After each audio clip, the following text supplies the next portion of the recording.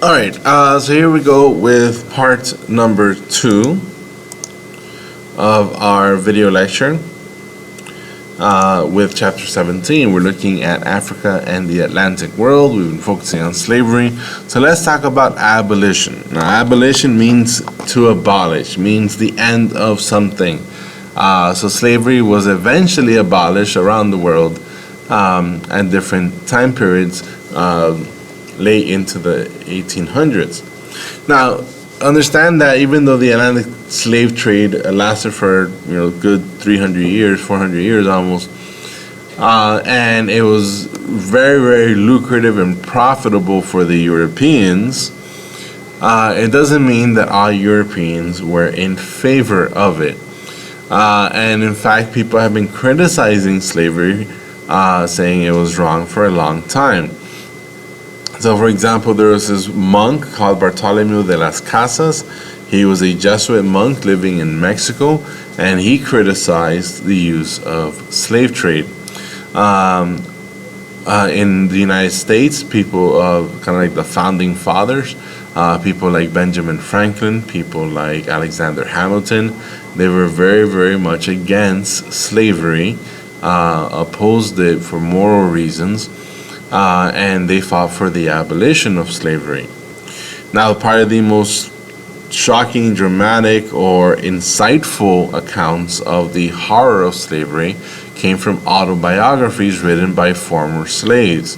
Now, in U.S. history, of course, we know Frederick Douglass's autobiography and his experiences and his condemnation of slavery. But in world history, there's another guy called Olodao Equiano, right? And he was a Haitian slave, gained his freedom and wrote about his experiences and brought to light, brought to everyone's attention really the horrific conditions that slavery was. So a lot of people for a long time have been criticizing slavery, saying it was bad, right? Now, there's going to be a lot of kind of like factors leading to the decline of slavery. Now, one of those factors is going to be economic, right? And what we see is that it becomes more expensive to have a slave over time, right? Now we're looking at the late 1700s, roughly. And so, towards the end or at the end of our time period here, in time period for the early modern era. So what starts happening is that slave revolts continue to happen in increasing numbers. Therefore, a slave owner needs to protect his property and his life by hiring more security, more guards. And that's going to cut into his profit because it's going to be more expensive to operate a plantation. Now, around the same time, we see because of overproduction, right, of sugar, that prices start falling. Remember, this is something we've talked about before, the economic law of supply and demand, right? The Europeans love their sugar, but there's only so much Europeans and so much sugar that can be consumed. So the plantations in the Caribbean and Brazil are producing tons and tons and tons of sugar, but there's only so much that people can consume. And therefore, when you have too much of a product and not enough of a demand, we see a decline in prices. So it becomes more expensive to operate a plantation because of slave revolts. The sugar prices are dropping, and at the same time, in Europe, in England, we see industrialization. We see the shift of the economy into factories, right? Which means that someone needs to buy these goods being produced in the factories. And the best customer to buy the goods that you're producing in your factory are your employees. So it's better actually for your company to hire people, pay them money, and then have them buy the stuff that you make. And that money comes back to your pocket. So slavery becomes less and less profitable. So these are three economic events, factors that are developing in the late 1700s that are leading closer and closer to the abolition, right? Because there's less of an economic incentive, an economic gain, profitability from slavery. Now, at the same exact time that this is happening, the Enlightenment is going to take place. The Enlightenment is this kind of like expansion of the scientific revolution, right? Where Europeans are going to start looking at their world, at their society, at their government, at their economy, and start breaking it down and trying to understand it and trying to figure out how to make it better. And as you know, once we get to the next unit, which is the modern era, and we start talking about the American Revolution and the French Revolution, right, where people are fighting for equality and freedom, right, a lot of people are going to raise the question, why is it that, you know, Americans are fighting for equality and freedom, yet they're not giving equality nor freedom to African slaves? And the same thing was going on in Europe. So the Enlightenment is going to like prove that this whole idea of slavery is hypocritical to the beliefs of a country like the United States or France or England, right? It goes against the basic beliefs. So the Enlightenment is going to also bring in a lot of questions about why are we doing slavery? Slavery goes against what we believe. It's a messed up thing. Why are we doing it? So economic and philosophical factors are going to play a role in the decline of slavery. Now, by the mid-1800s, slavery is going to continue to decline, and finally we see the abolition of the slave trade. So the British and the Dutch are going to be the first two countries to say no more slave trade. No more slave trade. And they're going to send their navy across the Atlantic Ocean to make sure that no one's trying to, you know, send slaves back and forth. Now, here in the United States, slavery won't be abolished until late 1800s, 1865 to be exact. And it only occurs after the Civil War, right? So it took violence and war to bring an end to slavery.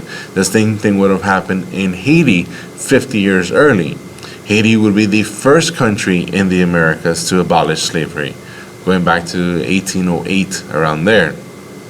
Now the last country to abolish it is going to be Brazil. And it makes sense because Brazil not only had the highest population of slaves, but its economy was entirely dependent on slavery. So they're going to keep slavery for as long as possible. They're going to hold it onto it all the way into 1888. Now, that's slavery abolishment in the Americas, right? So by 1888, slavery is done with in the Americas. But understand that slavery in Africa, slavery in the Middle East, that continued all the way into the 20th century.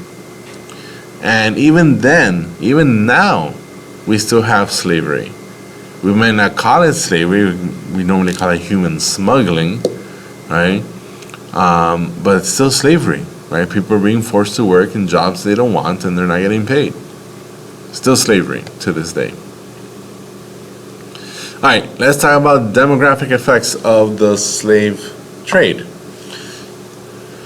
Where demographic means population. So we see that Africans are going to have a diaspora, meaning that they're going to be forced from their homes and they're going to be sent to foreign lands. And this is not the first group to have a diaspora. The original were the Jews. The Jews were also forced from their homelands, you know, by the Assyrians and by the Romans. And so the African diaspora, you know, sends all these people from Africa to the Americas, and then we see, you know, this kind of these two cultures, or the culture of African Americans develop. Now, anywhere upward around 12 to 16 million Africans were sent to the Americas. The vast majority of the people being sent, vast majority of the slaves were males. Remember, because males were considered to work harder and stronger and longer and survive the brutal conditions of the plantations.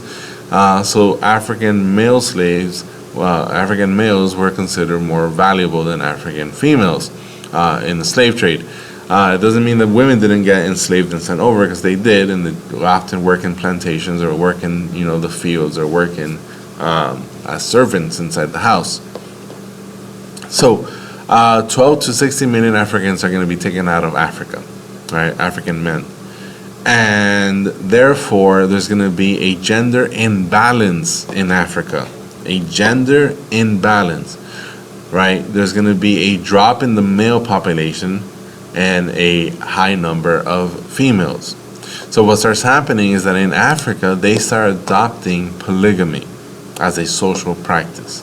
Remember, polygamy is when one man can have multiple wives. And this kind of becomes the standard during this time period, during the early modern era. Polygamy was not common in earlier time periods. It was not common in Sub-Saharan Africa. It was common in, say, China. It was common in, say, the Middle East with the Muslims, but not in Africa. But now it becomes a necessity because there are too many women and not enough men. So polygamy becomes the norm. So even though there's a gender imbalance and there's a population drop because of the slave trade, overall, the population goes up. Overall, the population goes up. Despite the slave trade. Because of the Columbian exchange. Because of a lot of crops, stuff like corn and potatoes and peanuts, are going to be sent from the Americas to Africa. And these new crops are going to be adopted and cultivated and produce more nutritious, balanced diets than ever before. And therefore, people get to live longer lives and reproduce more and have more kids.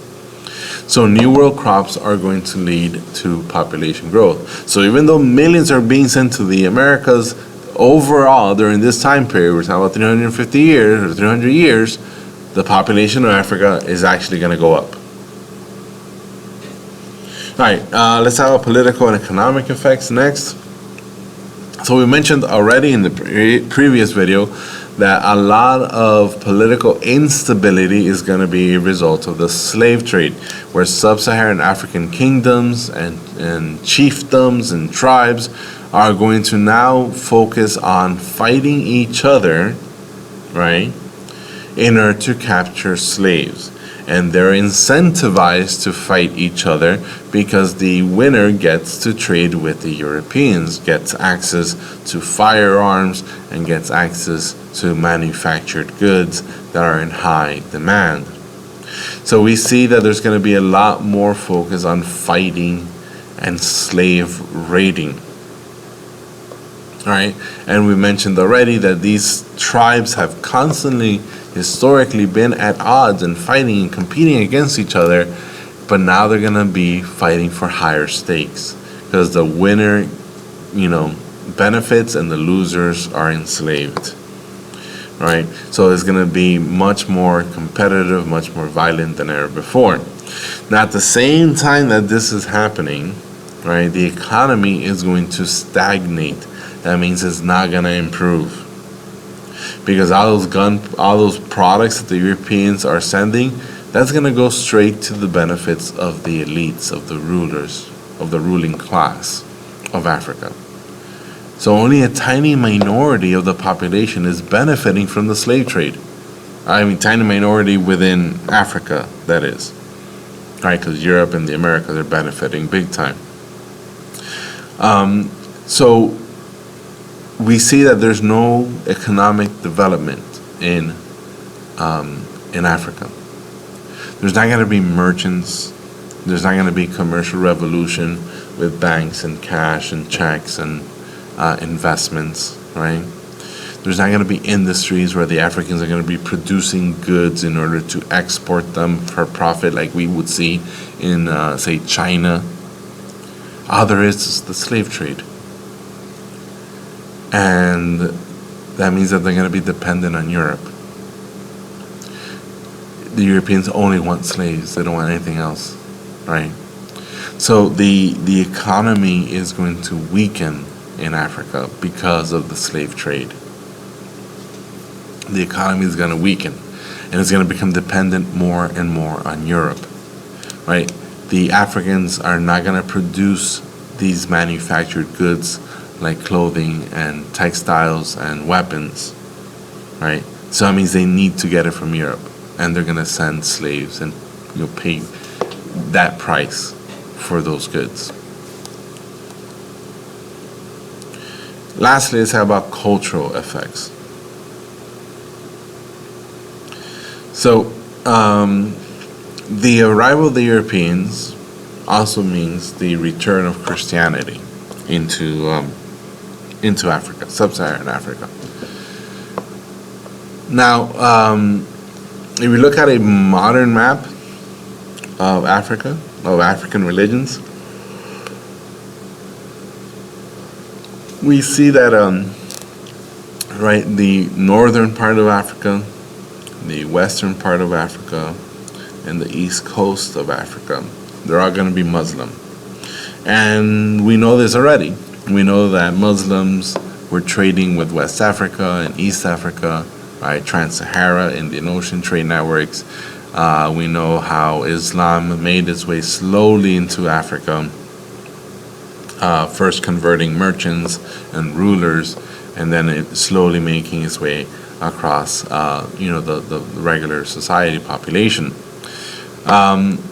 And we know, of course, that in Ethiopia, over here, right, what used to be the kingdom of Aksum, there was a Christian kingdom, right, where Christianity continued for hundreds and hundreds of years, even though it was isolated from the rest of the Christian world up in Europe.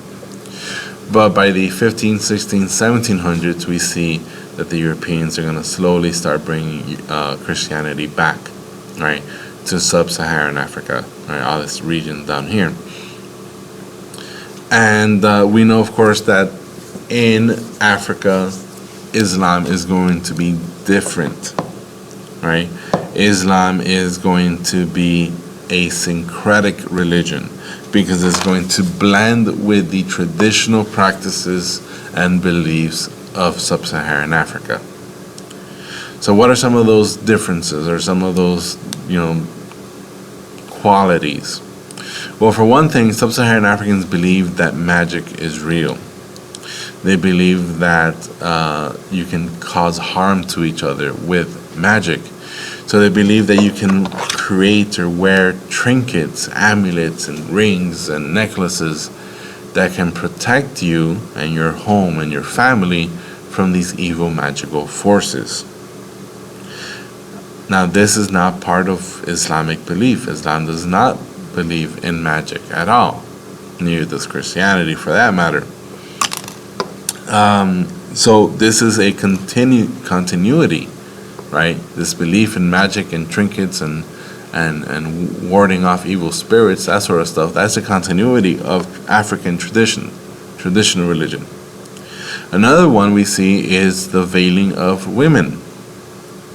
Remember, in Sub-Saharan Africa, with the arrival of Islam, women were expected to be veiled, as was customary in the Middle East and in North Africa, and anywhere else where Islam spread. But in Sub-Saharan Africa, women were not veiled, right, because it was not part of their society. It was not part of their tradition to veil a woman or keep her isolated at home and restricting her access to the rest of society. So Sub-Saharan Africa is going to have a blended version of Islam, right? Not the pure 100% version of Islam, but a blended one. And of course, you should remember that the famous Moroccan traveler Ibn Battuta was very critical of women, of African women, because they were not following the restrictions as closely as he felt they should have. Now, with the arrival of Europeans and greater conflicts that arose within Africa, there was a movement within Africans, right, Sub-Saharan Africans, to try to adopt the more traditional, more conservative version of Islam, right? They wanted to have the Islam that they saw in North Africa, the Islam of Arabia, the Islam of the Middle East. So they rejected the syncretic version of Islam, and these people were known as the Fulani, right? And they were responsible for not only for the continuity or continuing the popularity of Islam throughout Sub-Saharan Africa, but they also worked on education and literacy. And they brought that to the poorest parts of Sub-Saharan Africa because they wanted to convert these people, and the only way to convert them is to educate them to read the Quran and to read their version of the Quran, which is, the traditional version. So so even though we have that syncretic Islamic religion in West Africa and the Swahili coast, in East Africa, there's going to be a movement to, let go of that syncretic beliefs. And these people wanted to have a more traditional, more conservative version of Islam. Now, the first area where we see Catholicism spread to is going to be in the Congo. And remember, we mentioned before that the Jesuits, the missionaries, they came with the sailors, with the explorers, with the merchants, with the slave traders all over the world, right? Whether it's Africa or the Americas or the Indian Ocean. And these Portuguese are going to they're going to come in and they're going to convert the upper class. Right, the king of Kongo is going to be the first guy to convert. Right, then his court, then the nobles, they're all going to convert as well. And this is very, very, very similar to what had happened centuries before in places like Ghana and Mali, right, where the kings were the first ones to convert to Islam. Right, and the Portuguese the Congo king is going to be the first one to convert as well for the same exact reason. To have better relations with a more powerful country, right? The people of Ghana and Mali, they wanted to have better relations with the Islamic Caliphate, the Islamic Empire. The people of Congo, they want to be best friends with Portugal because Portugal has weapons and goods that they want. So we see the adoption of Catholicism in Congo, and again, the first version or the first step were the rulers, the upper class. Now, just like Islam, Christianity was also synchronized in Sub-Saharan Africa. So we see a syncretic form of Christianity develop over time. And when we talk about magical trinkets, well, the cross was believed to be magical.